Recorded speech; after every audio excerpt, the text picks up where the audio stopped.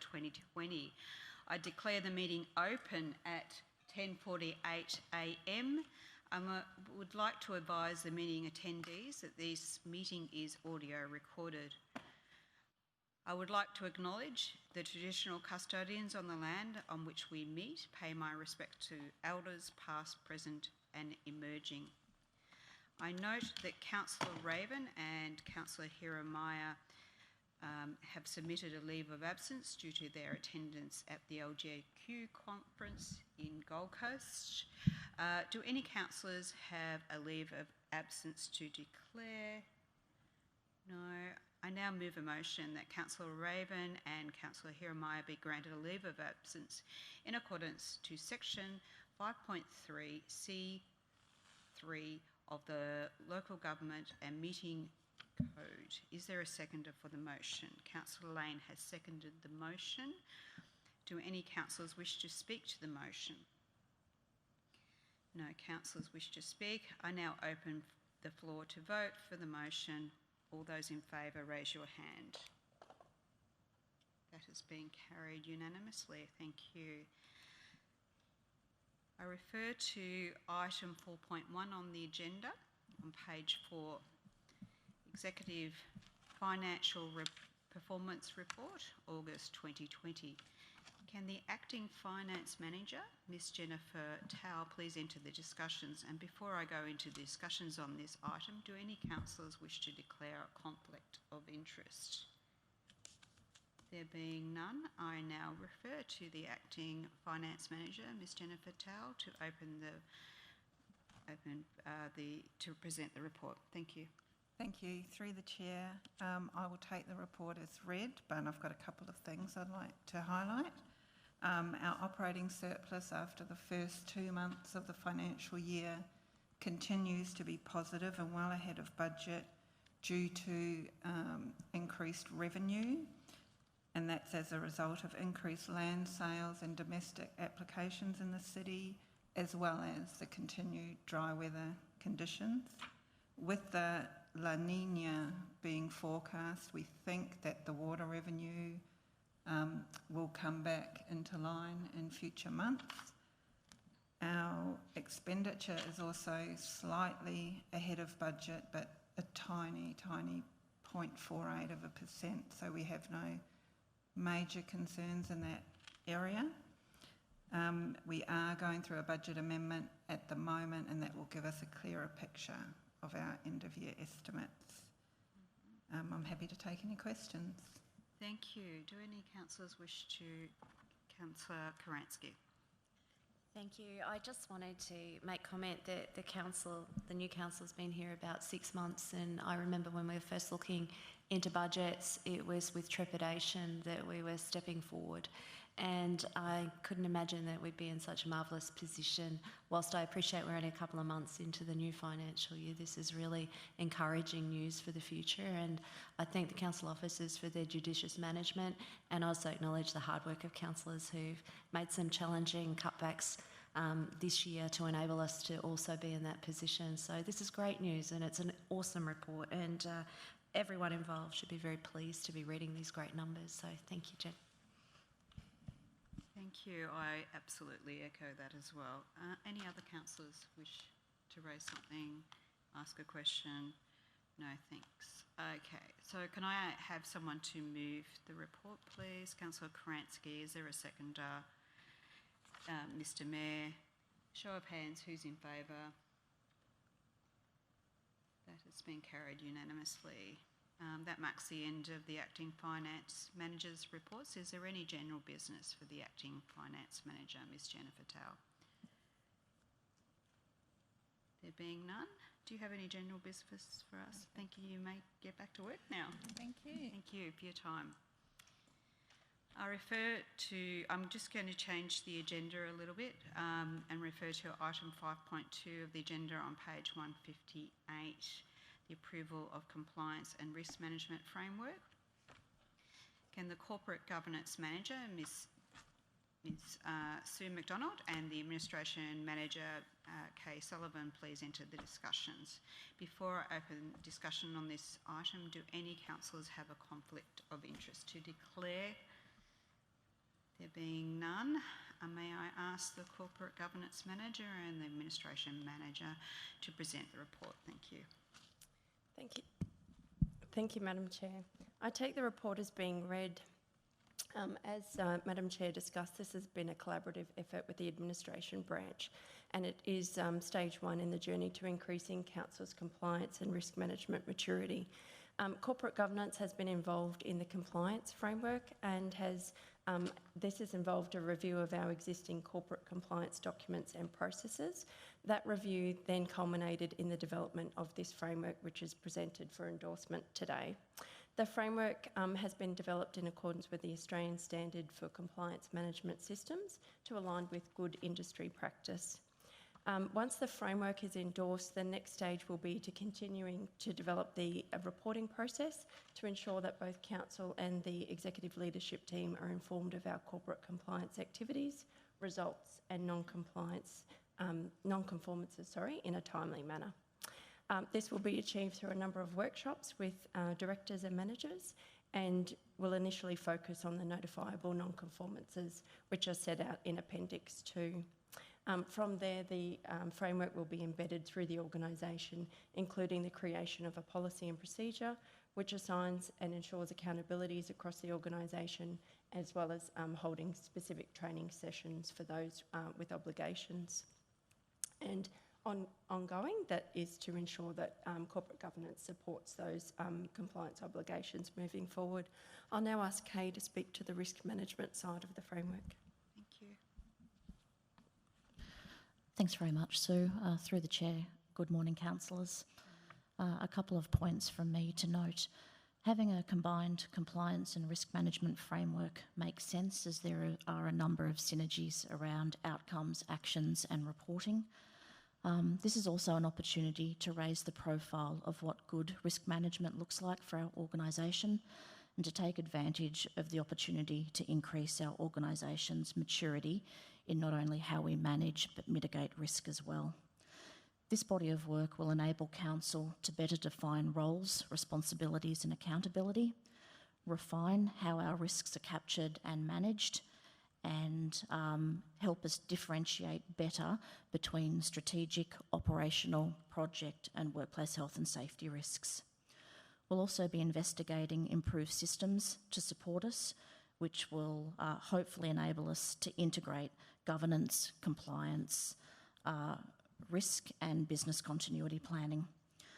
We currently have a draft strategic risk register, which I report on to the Audit and Risk Committee, and the next steps for us in the risk space is our consultants will be running a workshop with ELT on the 5th of November to be able to progress that strategic risk register and move it out of a draft status. Thank you. Thank you very much. Do any councillors have any questions? No question. Councillor Lane. So on reading this report, it was actually a pretty easy read. So it was, thank you very much for the way in which it was presented. It made a lot of sense. It addressed some of the concerns and it picked up on what needs to be done to actually tighten things in the future. So it was a really good read. Thank you very much. Thank you. Any other questions? Okay, is someone happy to move the recommendation on page 158? Councillor Lane is moving the recommendation. Is there a seconder? Councillor Stamp. Show of hands, who is in favour, please. That is unanimous. Thank you. That is carried. That actually marks the end for the administration manager's time here, Ms. Kay Sullivan. Is there any general business for the administration manager, Ms. Kay Sullivan? No general business. Do you have any for us, Kay? Not today, thank you, Chair. Thank you. You can go back to work now. Thank you very much. The next item is 5.1 of the agenda on page 14, adoption of amended Local Government and Committee Meeting Code. Before I open discussion on this item, do any councillors have conflict of interest to declare? There being none, may I ask the Corporate Governance Manager, Ms. Sue McDonald, to present the report. Thank you, Madam Chair. Again, I take the report as being read. The updated meetings code has been updated predominantly to address changes to the Local Government Act, which have recently come into force. This relates to minutes of meetings, declarable and prescribed conflicts of interest, referral of inappropriate meeting conduct to the Office of the Independent Assessor, and it also includes some ancillary changes that align with our current practice. These include adjournment of meetings as well as the audio and audio-visual recording of both committee and council meetings. So this just aligns with our practice currently. There have also been some grammatical and ancillary amendments which have been picked up as well. Thank you. Hopefully we can have some training as councillors on this because I think this is very important. That's correct, Madam Chair. I'm happy to arrange further training on the amendments. Mr Mayor. Thank you, Madam Chair. Just a couple of comments. First up is, apart from the new legislation that's recently come in regards to conflicts of interest and that, would you say that we're generally using this anyway, the greater majority of this legislation in here, in our current practices? That is correct, through the Chair. Yep. That is correct, yes. The main changes have been around the prescribed conflicts of interest, Okay. which are legislative. And can I ask, as an outcome of this, when it's approved next week, that a copy be available to every councillor on their table so that they've got something to obviously refer to? Through the Chair, at each committee we can make that available and at council. That would be lovely. Any other questions? Is someone happy to move the recommendation on page 14? Councillor Lane has moved that. Is there a seconder? Councillor Hall has second. Can I have a show of hands, please? Who is in support? That has been carried unanimously. Thank you very much. Now refer to item 5.3 on page 188, approval of governance framework. Before we open discussion on this item, do any councillors have any conflict of interest to declare? There being none, may I ask the Corporate Governance Manager, Ms Sue McDonald, to present the report. Thank you, Madam Chair. I take the report as being read. Council has in place a number of systems and practices which demonstrate our good governance to our residents. The purpose of this report is to endorse a framework which formalises that approach. The framework has been developed as part of Council's continuing journey to increase its governance maturity, and it will continually be revised and enhanced and regularly reviewed and brought back to Council for endorsement. The framework has been based on the local government principles which underpin the responsibilities of both councillors as well as councillor employees, and that's to ensure that council is accountable, effective, efficient and sustainable. Thank you. Very good. Mr Mayor, you have... Yeah, thank you, Madam Chair. Sue, I'm going to be honest with you, I nearly fell off the chair when I saw the second paragraph. Council currently has a system of informal governance in place. I have grave concerns in that statement, in that obviously an informal governance in place, considering where we've come from when we've just had a year of the administrator. We should have had this in place a long time ago. My concern obviously is, how does this stack up in regards to other local authority in what have they got? Have you compared what's in here to what other local, and this is pretty consistent with what they've got? So through the Chair, yes, so I have compared this with what other local governments have in place. It is consistent. Other local governments have developed their governance framework based on the local Because government mainly principles it works as well. on the platforms of the policies that are in place. So given that the administrator was in charge and we were reviewing all the policies, I would have thought she would have sort of pushed that we had this in place when we first got in. So a little bit concerned, and if anyone else picks up on it, it doesn't look good for us.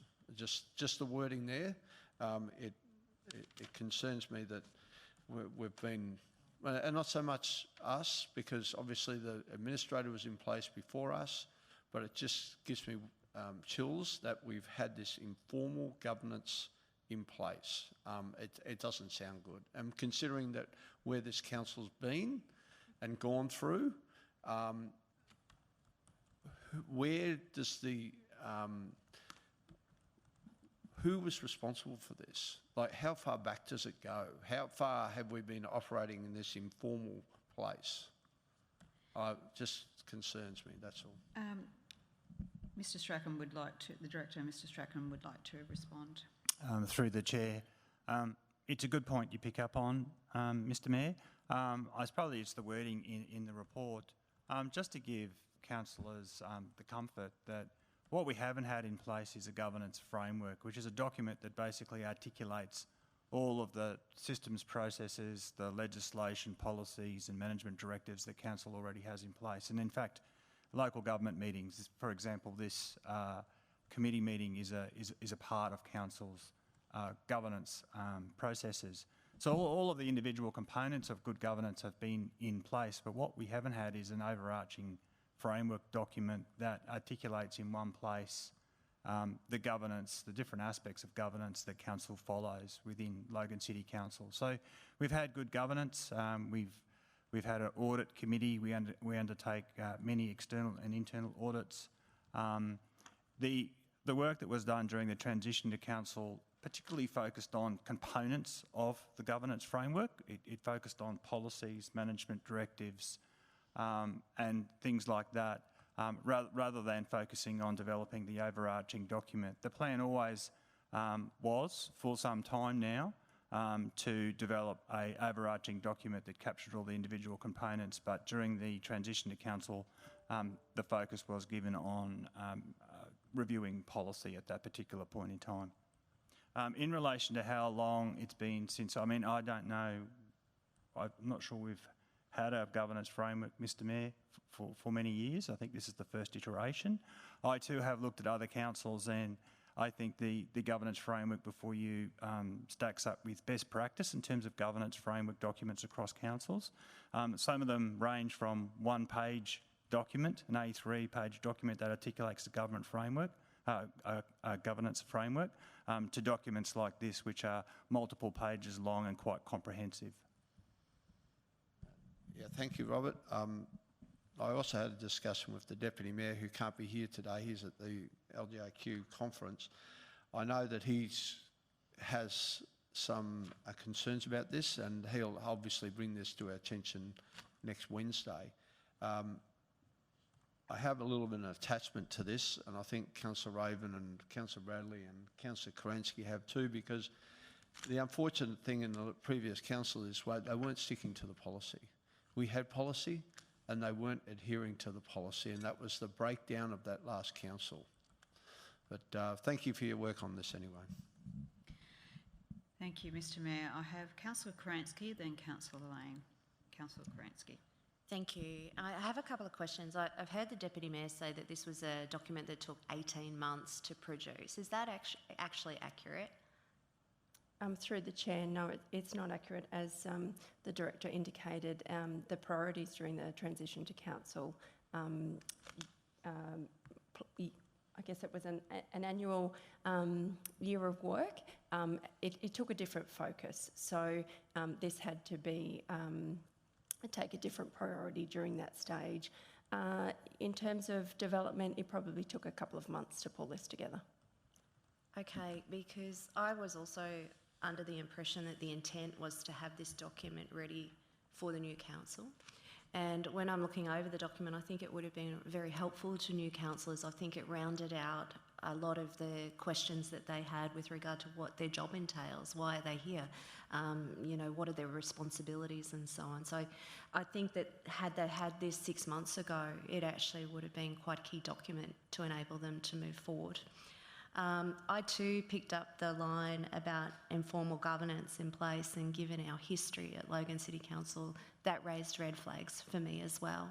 And particularly under administration, I know that the administrator certainly had an agenda about transparency and accountability, so I'm surprised that it's taken 6 months for us to have this document come across our desks. And when I read it, there's actually nothing really all that riveting or earth-shattering in it, and it doesn't really provide any insights on what led this council to going into administration and how we're going to prevent those kinds of things from occurring in the future. I did read the throwaway line that every member of Logan City Council has a responsibility to report any perceived corruption or anything of that ilk. Well, naturally, that's a given. So, I think it was a bit light on, and in truth, where it could have been heavier. We need to make sure that history doesn't repeat itself and we learn from the mistakes of the past. And I had hoped this document would cover off on some of that, and I think it was a bit light on. No doubt Councillor Raven will have a bit more to say next week, but on a plus note, I am pleased to see that this document's actually come to fruition now and that we do have a starting point to move forward. Thank you. Thank you. No question there. Councillor Lane. Thanks very much. Since we've been elected, we have been working under a governance framework that is quite cumbersome, restrictive. It basically scares the daylights out of us, and that was done without any consultation on councillors. How much consultation was done with directors, line managers, team managers on this council corporate governance framework? Through the chair, I consulted with all managers and directors in the development of this framework. No worries. And the question would be, for the average person sitting at home, how does this document improve council's work within the community? So is there an example where this actually tightens up and stops something from happening in the future, or is it just a document that outlines what you've been doing, it just formalises it? Through the chair, it gives the community members some comfort that any decisions that are being made by council are in accordance with good governance practices, and what underpins that is our policies, our procedures, our strategies and the plans that we have in place. Okay, thank you. Any other questions? There being none, is someone happy to move the recommendation on page 188? Mr Mayor. Yeah, thanks, Madam Chair. Just want to make a statement, because I don't want to see it to be seen too negative. I realised that the policies had to be rewritten, and the administrator certainly put an emphasis on that, and that was the role of the IMC to partake in, obviously, looking at the other side of how the policy should be put together. And between everyone, a lot of those policies have been rewritten, and many of them are substantially improved than the previous ones. And interesting enough, the overseas travel one, that didn't have to be rewritten because it was actually a good policy. It just wasn't. It was just ignored. So I realised that that work had to be taken by the administrator, and I realised we're still working on it. So I'm not really blaming you for having the governance framework at this stage. The only thing I was frustrated was that the condition of the existing governance framework was of a informal situation, that's all. So I'm glad that this has come through, and hopefully we can seal it off basically as a last stage of what we've had to go through. Thank you, Mr Mayor, for that statement. Mayor, are you happy to move the item? Yeah, Mr Mayor has moved that. Is there a second? Councillor Lane. Show of hands, who's in support, please? That has been supported unanimously. Thank you. I refer to item 5.4 of the agenda on page 223, the Audit and Risk Committee meetings for September 2020. Before I open discussion on this item, do any councillors have a conflict of interest to declare? There being none, may I ask the Corporate Governance Manager, Ms Sue McDonald, to present the report. Thank you, Madam Chair. The purpose of this report is to table the recommendations from the two audit committees which were held in September this year. The first meeting was held to clear Council's annual financial statements, and the second meeting was a General Audit and Risk Committee meeting, and the report highlights a summary of each of the agenda items at that meeting. Thank you. And I was in attendance, as was Councillor Wilcox, for both of those. Any questions at all? Okay, there being none, is anyone happy to move on page 223, the recommendation? Councillor Wilcox has moved. Is there a seconder, please? Councillor Stamp, show of hands in support. Thank you. Thank you. That is carried unanimously.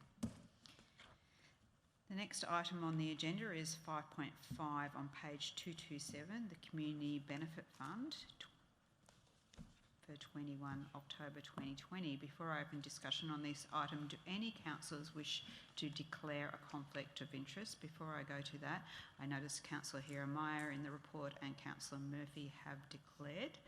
Councillor Murphy, do you... Thank you, Madam Chair. Yes, I'd like to please note that I, Karen Murphy, have a declarable conflict of interest in relation to the Community Benefit Funds 5.5 in the City Governance Committee meeting. The nature of this interest is that I have two today, Madam Chair.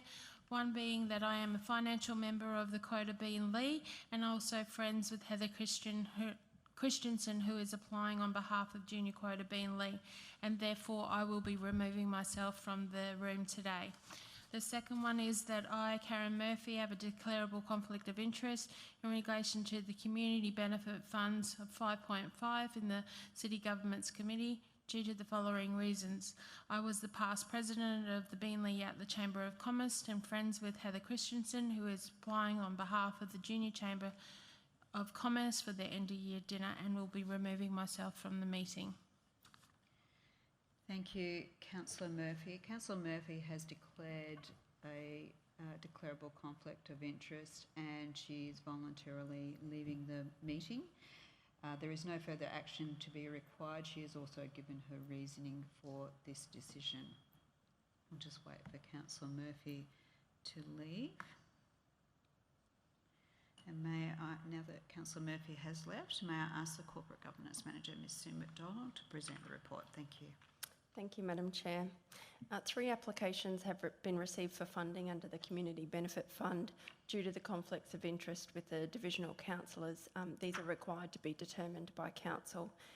The first is an application received from the Park Ridge Baptist Church in the amount of $995, seeking assistance towards the purchase of items for a photo scanning device, as well as coffee vouchers.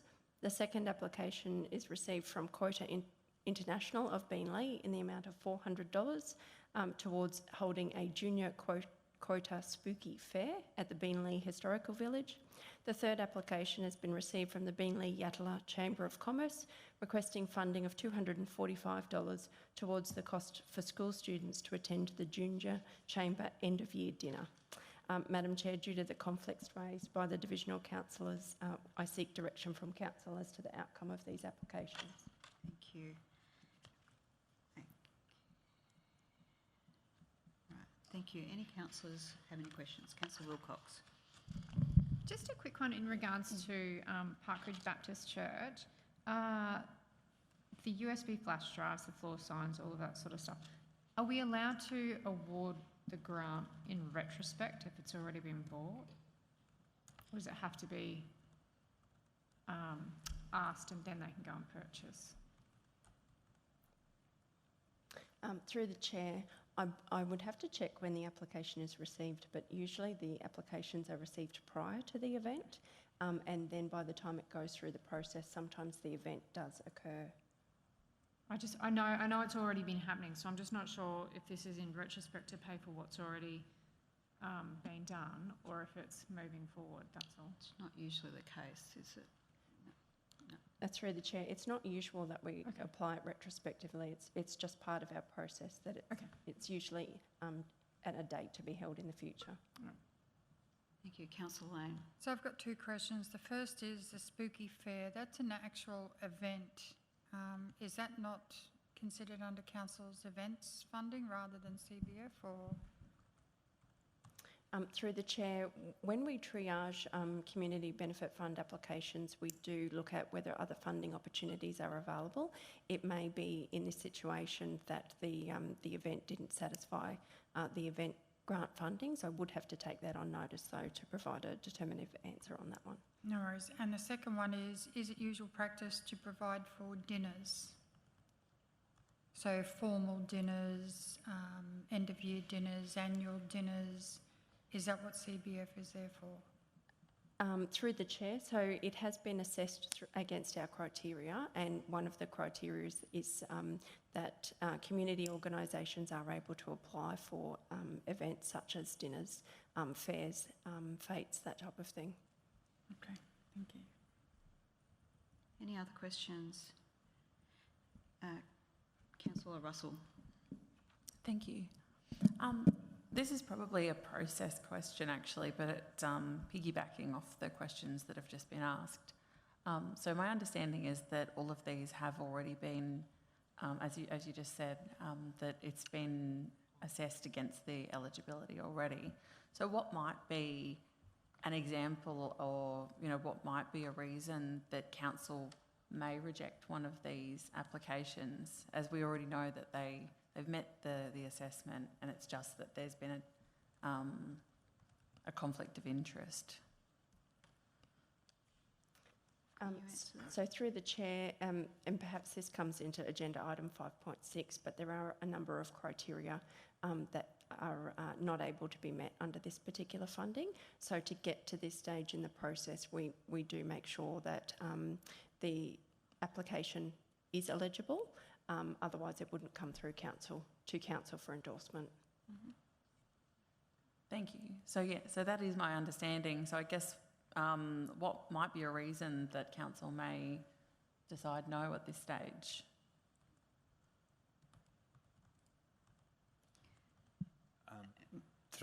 Director, Mr. Strachan, you may respond. Through the chair, but really the only reason it's here is because of the declared conflict of interest. So you may determine that it's, even though it's gone through council's eligibility criteria, it's still open to you to approve it or not approve it. I guess if you don't, you would need to give a potential reason as to why you weren't approving it.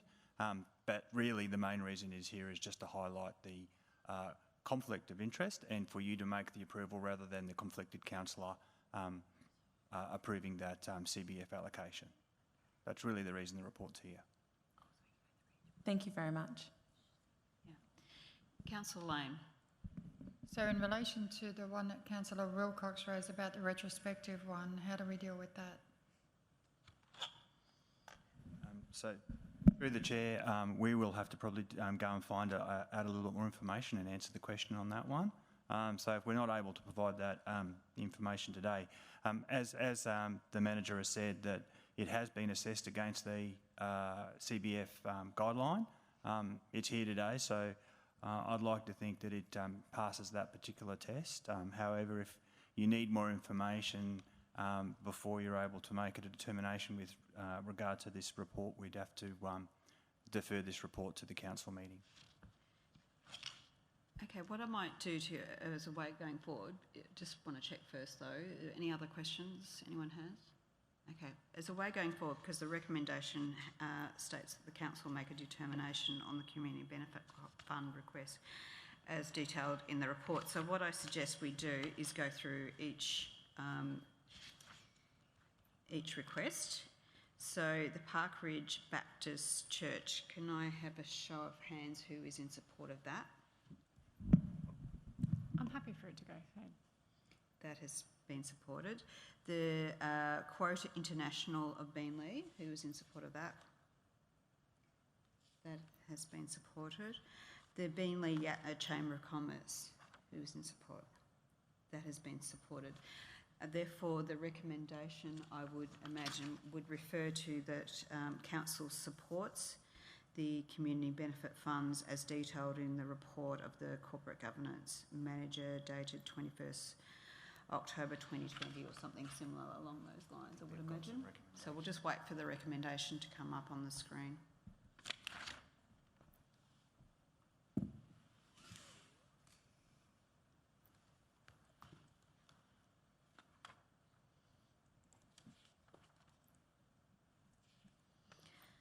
While we're waiting for that, this report actually prompted me to find out if there were any Division 1 community benefit funds that had been applied for, and none were. So it might pay as councillors to go and seek that information as well.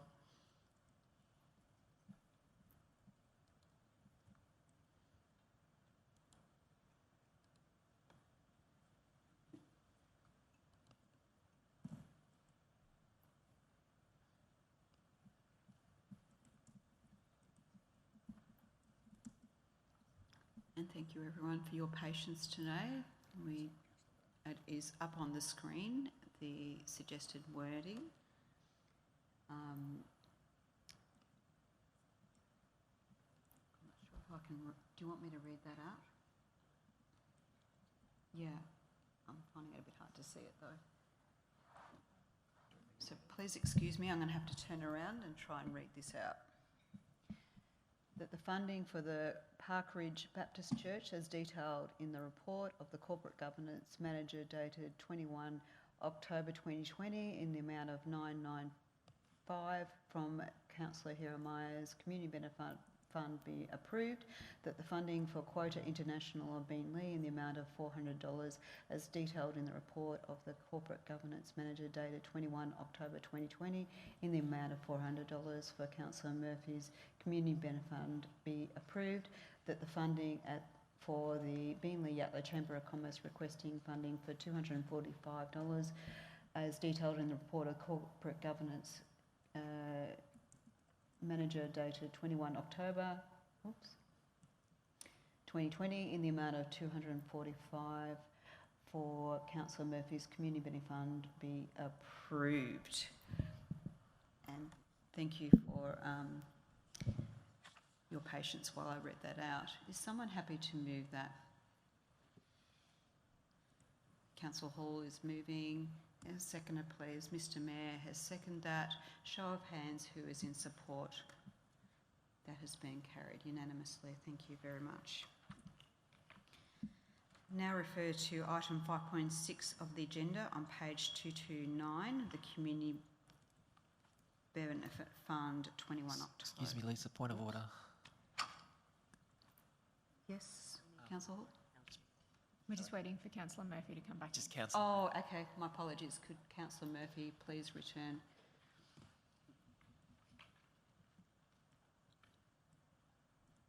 We'll wait for her to come back. Okay, Councillor Murphy has now returned to the room. My apologies. Refer to item 5.6 of the agenda, Community Benefit Fund Procedures Amendment. Before I open discussion on this item, do any councillors have a conflict of interest they wish to declare? There being none, may I ask the Corporate Governance Manager, Ms Sue McDonald, to present the report. Thank you, Madam Chair. Recently, councillors have provided some feedback on certain sections of the current policy and procedure which seem to be causing some disadvantage to schools and community groups. We have taken that feedback back on board and now brought forward some proposed amendments to the procedure, which aligns with this feedback. It now will allow prizes, trophies and awards to be funded, provided that the applicant meets all other funding requirements under the policy. Accordingly, we're proposing that items be removed from ineligible activities such that they can be funded. That is very good news. Mr Mayor. Yeah, thank you, Madam Chair. Madam Chair, this might be an opportunity for me to speak on this in regards to the mayoral funding. I've had great thoughts about how this is going forward, and I've considered that it'd probably be more appropriate that the councillors take the mayoral part of this funding so that you would all include an 8% increase. I believe that the councillors are the foot soldiers of the elected representatives and have obviously more in touch with the electorate than I'm ever going to get, because I'm stuck in my office most of the time. So I would like to make changes to this and suggest that there is no allocation of funding for the mayor in regards to the CBF, and that the allocation of funding be distributed equally to all councillors, if that's possible. Sue. That is very generous of you, Mr Mayor. Sue, may I ask you to respond to that? Is that possible? Madam Chair, I would have to just take that on notice because there are some very strict requirements in relation to community benefit funding in the legislation. So I would like the benefit of making sure that we align with the legislation and bring it back to a future City Governance Committee. Okay. Do you need a recommendation to that effect, or are you happy just to bring it back? Madam Chair, I'm happy to just bring it back. Okay, thank you. Thank you, Mr Mayor, for that generous offer. Any other questions? Councillor Wilcox. I just wanted to let everyone know I had discussions with Sue and Councillor Bradley about this. And just to make it very clear in the audio and that sort of thing for those listening at home, schools need to apply for this now. We can't directly give it to them, so the schools must apply. That includes the trophies and the awards and everything like that. So if people out there in the community are listening and they want to ask us for these awards and that sort of thing, can they please apply for them? And then it's all happy days. Thanks. Thank you, Councillor Wilcox. That has always been the case in previous councils, but it is going forward. That is a good suggestion. Any other questions? Is someone happy to move the recommendation on page 229? Councillor Wilcox, seconder Councillor Hall. Show of hands, who is in support, please? That has been carried unanimously. And now refer to item 5.7 on the agenda on page 237, the Human Rights Policy. This is very welcoming news to me. Before I open the discussion on this item, do any councillors have any conflicts of interest to declare? There being none, may I ask the Corporate Governance Manager, Ms Sue McDonald, to present the report. Thank you, Madam Chair. Council has been working on implementing the Human Rights Act into its decision-making processes. Part of the implementation process includes the development of this policy and procedure, which provides residents with clear information on how their human rights are contemplated in our decisions and provides clear guidance to staff on how to consider each of the human rights which may be impacted by the decisions we make. In addition, some amendments have been made to the decision-making framework for councillors to ensure that you take into account human rights in the decisions that you make. The Corporate Governance Branch is currently developing an online training which will be offered to all decision makers, and it's also implementing a number of other measures working in collaboration with branches across council to embed this Act into our processes. Thank you, Ms McDonald. I will now open the floor for councillors to discuss or ask questions. Any questions? There being none, is someone happy to move the recommendations on page 237? Councillor Stamp, is there a seconder, please? Mr Mayor, a show of hands, who is in support, please? That has been carried unanimously.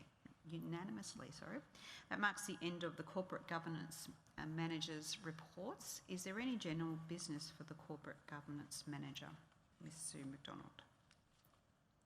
No general business. Do you have any general business for us, Sue? No, thank you, Madam Chair. Oh, thank you. Go.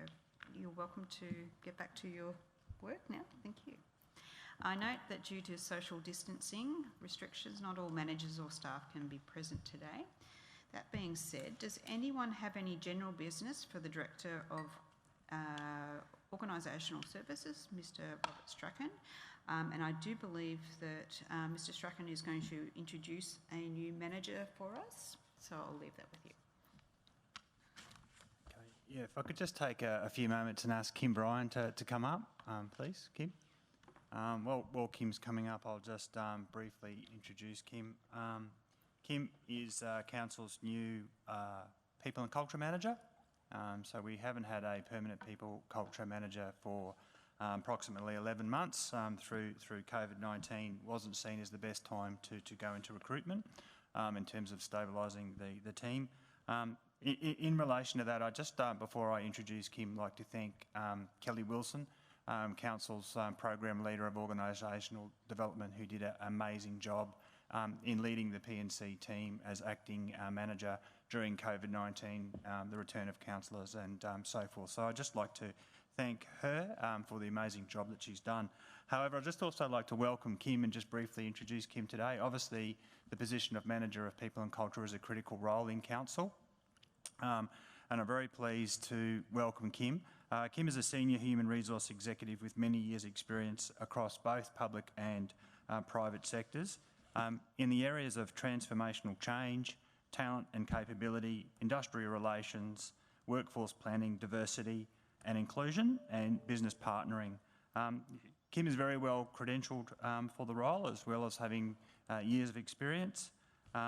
Kim has experience in all facets of people management and has general manager experience within local government across numerous functional areas, not just people and culture. Kim joins us this week. Monday was her first day after relocating from New South Wales, and I can assure you she went through all of the COVID-19 protocols in isolation for 2 weeks, which she didn't particularly enjoy, apparently. So I'd just like you to introduce Kim. If you see her around, please have a chat. Hopefully there'll be a number of reports where she can come and deliver those to committee moving forward. Just generally wanted to welcome her to the team. Thank you. Thank you, and welcome, Kim. Does anyone have any questions for the Director? No questions. I just want to thank everyone. Today marks 6 months since we were all sworn in. Been an absolute pleasure to work with all you councillors, and it's actually a joy to see and a joy to come to work. So I want to thank you sincerely for your commitment and dedication to the city. That completes the agenda for today. I declare the City Governance Committee meeting on the 21st of October concluded at 11:35. Thank you.